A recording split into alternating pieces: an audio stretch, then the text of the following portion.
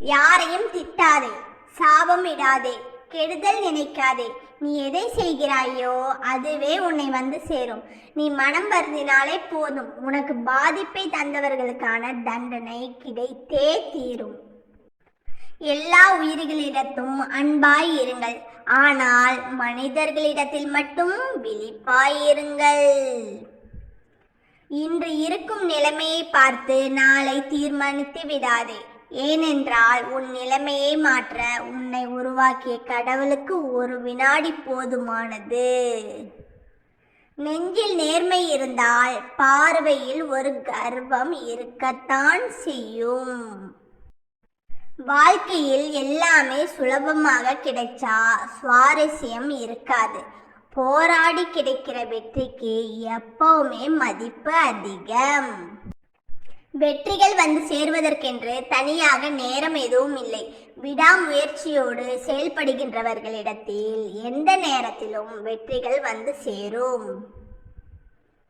தர்மம் என்றும் சத்தியம் என்றும் நேர்மை என்றும் நியாயம் என்றும் சொல்லி வைத்த நமது மூதாதையர்கள் முட்டாள்கள் அல்ல. கஷ்டத்திலும் நேர்மையாக இரு. நீ ஏமாற்றப்பட்டாலும் பிறரை ஏமாற்றாதே. உன் வாழ்நாளிலேயே அதன் பலனை காண்பாய். தெய்வ நம்பிக்கை உன்னை கைவிடாது. உனக்கு துரோகம் இழைத்தவர்களை நீ ஒருபோதும் பழிவாங்காதே. அதை காலத்திடம் ஒப்படைத்து விட்டு நீ அமைதியாக இரு. ஏனென்றால் காலம் போல் மிக கொடூரமாய் பழிவாங்க உலகில் யாராலும் முடியாது. பணத்தை வைத்து எந்த ஒரு உறவையும் மனிதரையும் தாழ்வாக கருதாதீர்கள். ஏனெனில் வாழ்க்கை நிரந்தரம் இல்லாதது. நொடியில் அனைத்தும் மாறிவிடும். எனக்கு ஒன்றும் நடக்கவில்லை, எனக்கு மட்டும் ஏன் இவ்வாறு நடக்கிறது என்ற வார்த்தைகள் உனக்கு மட்டுமல்ல, அனைவருக்கும் உண்டு. புலம்புவதை விடுத்து அவற்றை உனது அறிவை கொண்டு வெற்றி பெற முயற்சி செய். எதை பற்றியும் எவரை பற்றியும் நம் தேவைக்கு அதிகமாக தெரிந்து கொள்ளாமல் இருப்பதே நிம்மதிக்கான ஒரே வழி. மனைவியை காதலியை போல பார்த்து நேசியுங்கள். தங்கை போல பாதுகாத்து கொள்ளுங்கள். தாயை போல மரியாதை செலுத்துங்கள். உங்களை தாண்டி அவள் அன்பு எங்கும் செல்லாது. மகிழ்ச்சி என்பது வாழும் இடத்தில் இல்லை, வாழும் விதத்தில்தான் உள்ளது. நமக்கு பிடித்தமானவர்கள் முகத்தை தூக்கி வைத்து கொண்டிருந்தால் நம் மனது பாரமாகி விடுகிறது.